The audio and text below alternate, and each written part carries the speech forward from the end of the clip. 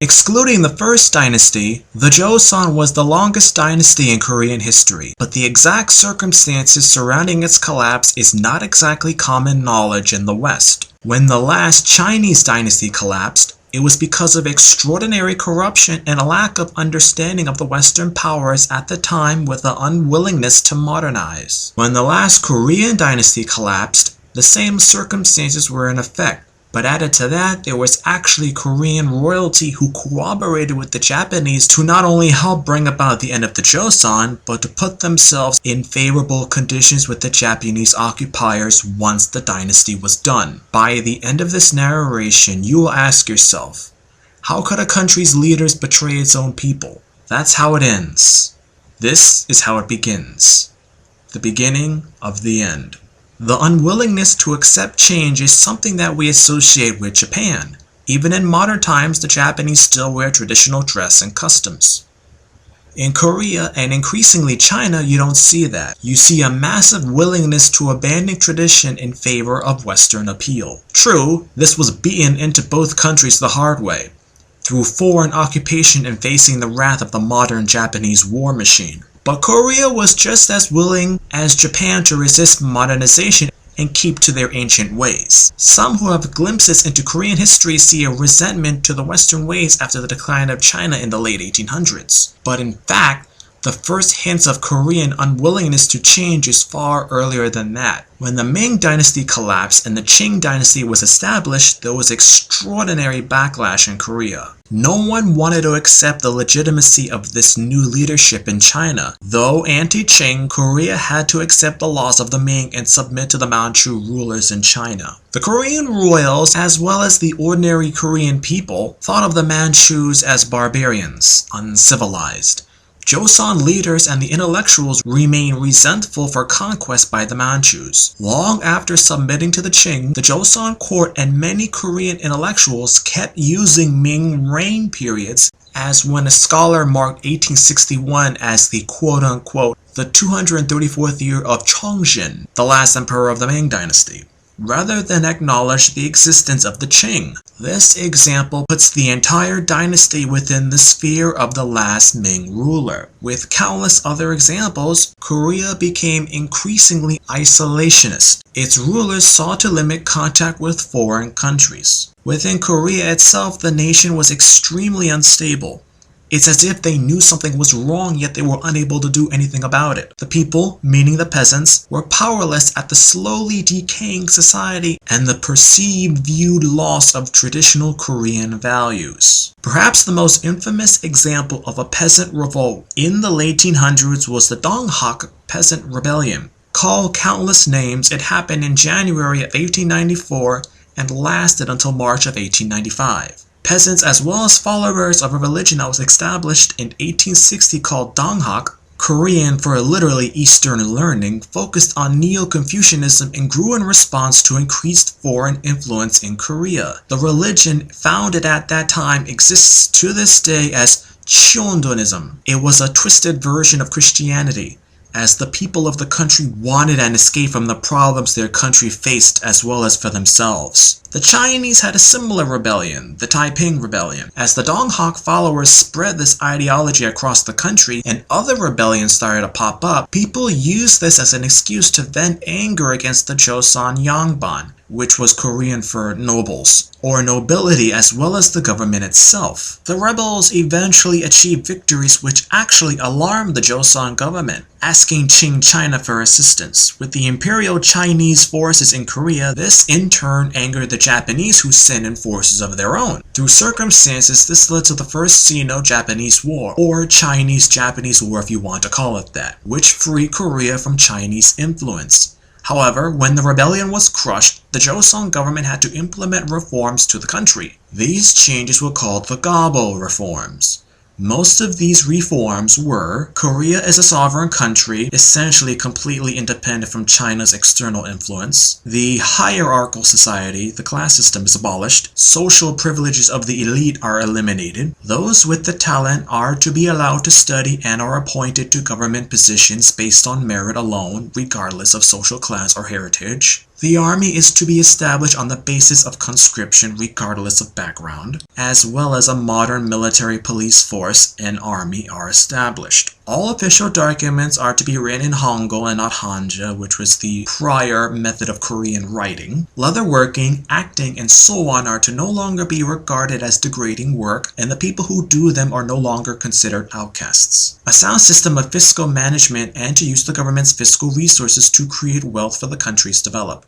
Torture of suspects and witnesses was banned. Guilt by association ended. End of merchant monopolies. Ban on the sale of slaves from 1866 onward is confirmed, and all other forms of legal slavery ended. The legal age of consent for marriage is raised to 20 for men and 16 for women. In other words, child marriage is outlawed. As you can imagine, those in power did not like this, because it would take power from the upper class and distribute it evenly among all people. Only partially done, the reforms did not address land ownership's issues, which was the source of the Yongbon's power. The most infamous event of this time in Korean history was the gang rape and murder of Queen Myeong-sung, also called Queen Min, the last woman to hold real power in the Joseon. This woman had much prestige and appeal by both the nobility and commoners alike. She saw that the dynasty was in decline and tried to modernize it by adding to the reforms and even asking the United States of America for assistance in various fields to help with modernization. The exact circumstances of her assassination is referred to as the Ilumi incident, or Ilumi Sabyon. The exact date of which this occurred was in the early hours of the 8th of October 1895 at the Okoryu in the Gyeongchon-gong. Korean defenders tried to protect the empress and court ladies, but they would be assassinated by the Japanese. Speaking with Koreans that I know, they told me that when the Japanese assassins found the empress, they gang raped her. This was in an act of itself to sully the Joseon throne. If the empress was not pure, thus the emperor himself would lose power, prestige, and influence. After the gang rape, the queen was murdered, and after that still her body would be dismembered and the body parts would be buried at various locations of a local forest, in an attempt to deny the spirit safe passage to the afterlife. This was also done in defiance of Buddhist teachings. According to Buddhist teachings, a dead person needs to be buried in a certain way. The Japanese assassins wanted to prevent the queen from dying a normal death. They wanted her spirit to be restless for all eternity. The reforms in Korea, along with the horrific death of Myeong-sung, broke any last credibility of the dynasty. The emperor at the time, Gojong, and the crown prince, later Emperor Sunjong, fled to the Russian embassy and to try and reclaim power. Thus, they announced the establishment of the Korean Empire. There would be more reforms at this time, and Korea announced itself as equal with China and Japan. The significance of the declaration of an empire in the Korean understanding of the situation was to declare Korean independence and equality with China and Japan. Historically, the usage of the title emperor was reserved for the Chinese emperor, the son of heaven. Korean dynasties had acknowledged themselves as vassals of the Chinese and had refrained from ever declaring their equality with China. But once again, this was all in name only. The Qing dynasty, even at this time, refused to accept Korea as an equal nation. Neither did Japan. As for Japan, it once again showed its modern strength by defeating Russia in the Russo-Japanese War of 1905. With this, Russia was cast aside from the Asian power scene, and it was now the sole power in Northeast Asia, forcing Korea to sign the Japan-Korea Treaty of 1905. This treaty effectively took away Korean sovereignty and placed the nation as a proctorate of Japan. This laid the foundation for another treaty of 1907 and the final annexation treaty of 1910. With this, Korean sovereignty would be terminated and not regained until 1945, as Korea would remain under Japanese authority for 35 years. Those were the circumstances behind the fall of the Joseon dynasty. But even with all of that,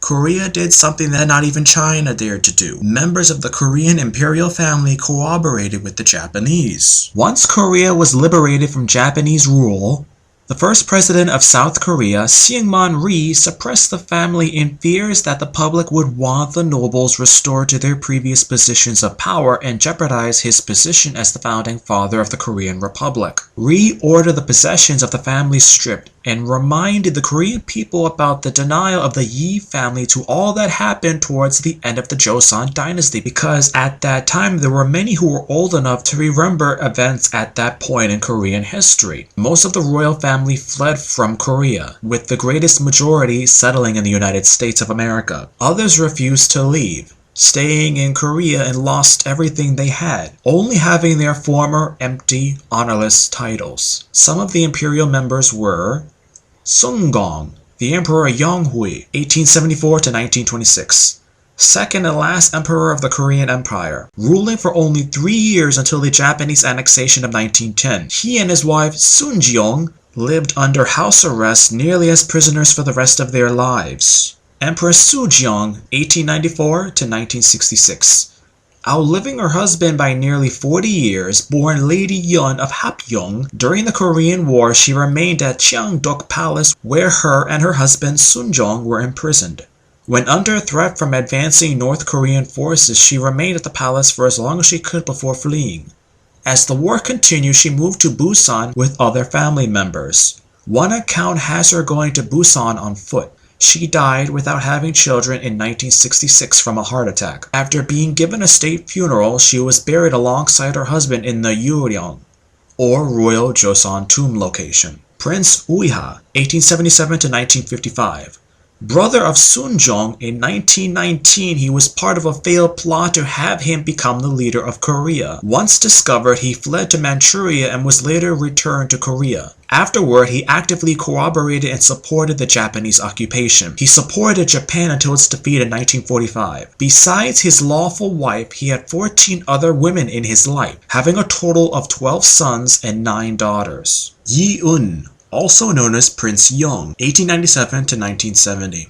Another half-brother of Sunjeong and Uiha, serving in the Japanese army, but not as hard-line with his loyalty to Japan as Uiha was, according to some sources. In 1920, he married Japanese Princess Masako of Nashimoto, the eldest daughter of Prince Nashimoto Morimasa, who was an uncle to Japanese Emperor Hirohito himself. After Japan's defeat in 1945, Yi-un asked President Syngman-rhee to be allowed to return to Korea. Rhee refused this request. In 1963, Prince Park Chung-hee allowed him and his wife to return to Korea, but by this time, Yi-un's health was deteriorating. He died in 1970, several years after returning to Korea. Princess Deoke, 1912 to 1989, youngest sibling of Sunjeong, Uiha, and Yi-un. Described as distant and quiet, she was secretly married to a court chamberlain when she was just 7 in 1919. She was taken to Japan for quote-unquote studies in 1925. Upon hearing the death of her mother in 1929, she isolated herself in her rooms and was eventually given permission to attend the funeral of her mother in 1930. In 1931, she was ordered to be married to So Takeyuki by command of Empress Timi, consort of Emperor Taisho, father of Emperor Hirohito. The marriage was in fact ordered in 1930, but Deoke's mental condition prevented that from happening. She later gave birth to a daughter, Masai, in 1932, but spent years in various medical clinics in Japan. Divorcing her husband in 1953, her condition was made worse when her only daughter, Masai, committed suicide by drowning herself in 1955. After being invited back to Korea in 1962, she cried at being home despite her mental state. She remembered all of the proper court mannerisms she had learned decades before. Yi Woo, 1912 to 1945. Second son of Uiha, maintaining his identity as a Korean despite his Japanese education. He refused attempts by others to marry aristocratic Japanese women, instead marrying a Korean woman, Lady Park Chan-ju. Serving in the Japanese army, he was fatally injured during the Hiroshima bomb explosion in 1945, later dying that day. He was posthumously promoted to colonel, Yi Gu, 1931 to 2005. The son of Yi-un and Princess Masako, having attended prestigious Japanese and American schools in his youth. He attracted much attention by taking an American woman as his wife, Julia Mullock. If Gu would have been emperor, she would have been the empress consort of Korea. The controversies also mention that Gu was not Korean, rather a mix with a Korean father and Japanese mother, although he was a prime contender for emperor. These are just some of the royals who have had connections to the Japanese government and empire in some form to varying extents. As to the position of the Joseon royals in modern Korean society, they are actually looked down upon in certain situations, a relic of a bygone age. That is, until the next dynasty forms.